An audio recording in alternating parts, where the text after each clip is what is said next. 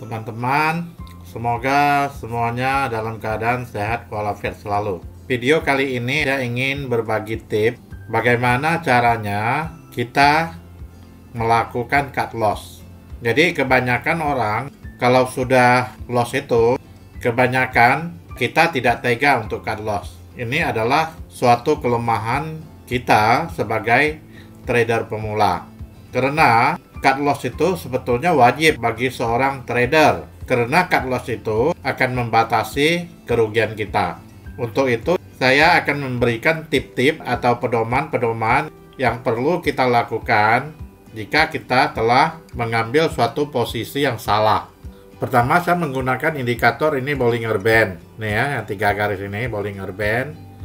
Lalu di belakangnya ini saya juga menggunakan namanya pivot point. Ini pivot point ini adalah indikator custom. Ini bukan bawaan dari MetaTrader. Di bawah ini adalah saya menggunakan osilator MACD. Untuk mendapatkan pivot kalkulator ini adalah pivot kalkulator custom. Jika teman-teman ingin mendapatkannya, nanti teman-teman ya silakan bergabung dengan komunitas saya. Lalu untuk yang gratisnya, teman-teman bisa download untuk versi HP, tapi bukan versi laptop ya.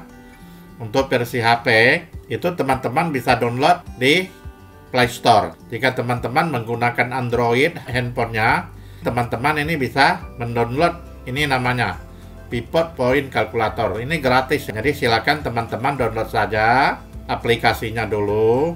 Lalu cara untuk mendapatkan hasil pivot point-nya, nanti teman-teman harus masukkan data. Nih ya, contohnya ya, datanya nanti seperti begini. Ini ya, ini adalah pivot point. Nanti teman-teman harus masukkan data high, harga kemarin, low, dan close. Jadi kalau hari ini hari Selasa, ini data ini kita ambil adalah penutupan market pada hari Senin.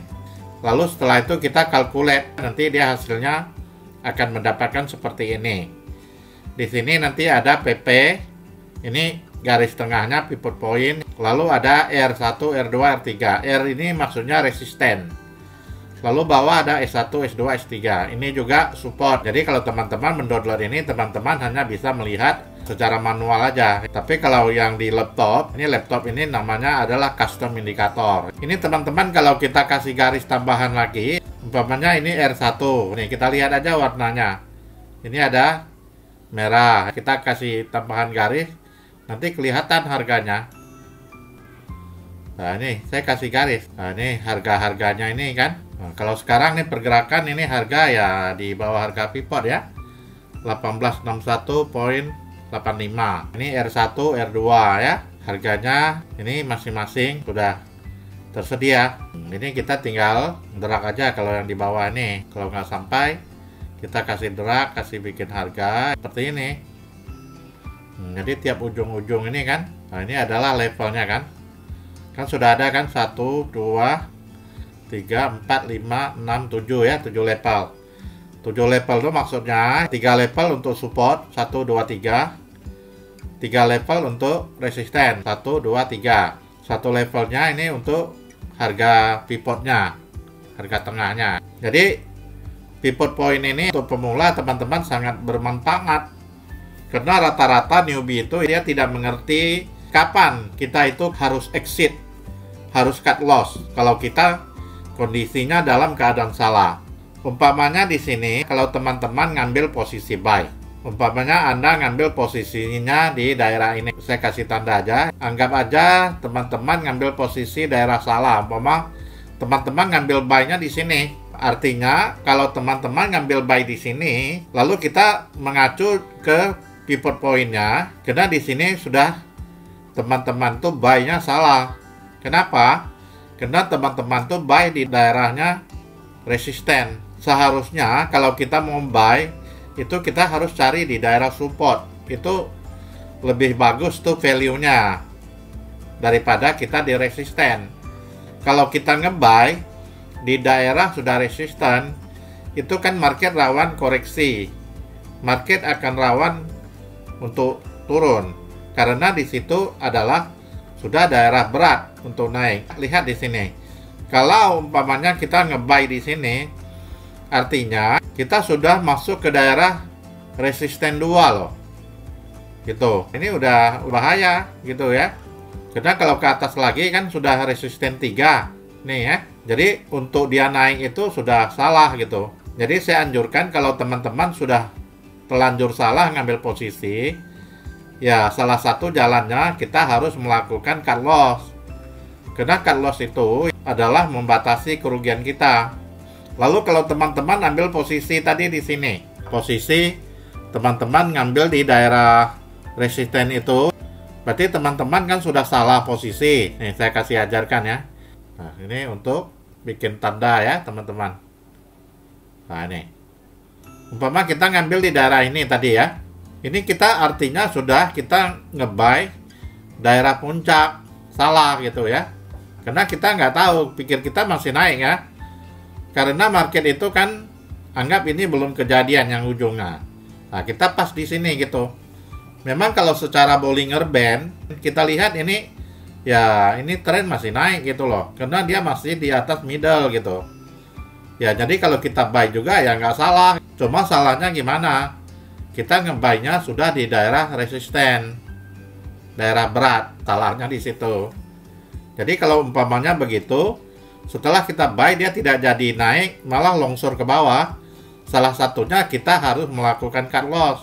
Cut loss-nya di level apa? Kita cari levelnya. Kalau tadi kita kan buy 1899. Sudah itu kita sudah kena resisten in bawah ini ya, umpamanya ya resisten 2. Ini 1890. Di sini kita harus putuskan untuk cut loss.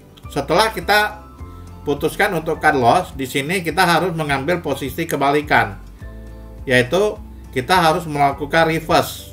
Di sini kita cut in reverse. Nah, setelah kita cut loss, kita harus melakukan posisi kebalikan, yaitu sell.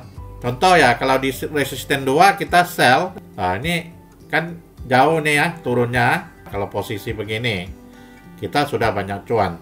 Jadi untuk itu kita harus punya alat bantu. Kalau kita tidak mempunyai custom indikator begini, yang pivot point, kita bisa menggunakan seperti pivot yang saya sarankan tadi. Ini ya. Ini teman-teman bisa download di aplikasi Android gratis. Nanti teman-teman masukkan aja datanya, yaitu penutupan market hari Senin. Kalau hari ini Selasa, kita harus mengambil data penutupan market hari Senin, yaitu jam 4 subuh. Jam 4 subuh itu market tutup, itu langsung kita input datanya, masukkan ke sini. Seperti yang saya tunjuk tadi kan, nanti kita input begini ya. High-nya berapa, low-nya berapa, close-nya berapa. Ini yang kita input aja. Setelah itu kita calculate. Lalu karena ini namanya manual ya teman-teman, hanya diingat-ingat aja gitu loh. Levelnya resisten 3, 2, 1 dan supportnya ya. Ini hanya bisa dikerjakan secara manual saja. Jadi perlu diingatkan bahwa beginilah caranya kita untuk melepaskan diri jika kita sudah dalam kondisi yang salah. Jadi market itu apapun cara analisa kita tidak ada 100% yang akurat. Seperti yang saya jelaskan tadi. Kalau dilihat dari sini ini tren masih naik ini. Cara tren menggunakan Bollinger ini masih naik. Lalu menggunakan MACD juga ini masih naik. Nggak mungkin di sini kan. Nah, tapi itu namanya market. Bisa aja dia berbalik arah kayak begini. Kalau market dah berbalik arah kayak begini, kita jangan lawan. Kita nggak bakal menang ini. Ini dari atas ke bawah. Ini adalah 576 pip. Nah, ini kalau tradingnya satu lot ini 60 juta udah hilang nih teman-teman. Kalau Anda bertahan. Kalau Anda trading satu lot gitu ya. Anda bertahan gitu kan. Ya 60 juta uang Anda sudah habis. Karena turunnya hampir 600 pip ini. Nah, ini di H1. Nah, jadi jangan coba-coba lawan market ya teman-teman. Karena kita nggak bakalan kuat untuk nahan gitu. Walaupun di sini ada pembalikan, mulai dan naik, tapi setelah naik dia ya sini mulai mau turun lagi gitu. Jadi begitulah tips saya mengajarkan teman-teman cara kita untuk exit atau cut loss dengan menggunakan support resisten di dalam pivot point. Jadi pivot point ini kalau yang di laptop ini setiap hari dia update. Karena high low close market itu kan setiap hari berubah.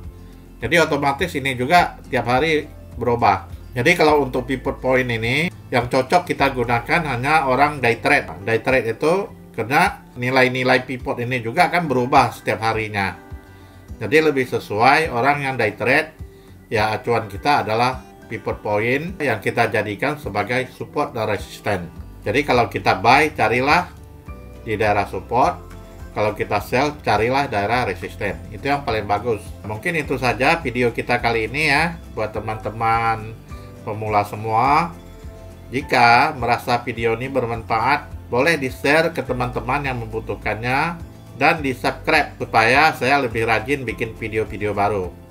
Karena kalau teman-teman tidak mau subscribe dan menganggap video saya ini nggak ada manfaat gitu, untuk apa saya bikin video lagi. Jadi kalau banyak orang subscribe, artinya video-video saya itu kan dibutuhkan. Jadi kalau rajin teman-teman subscribe, saya akan bikin lagi video-video baru gitu.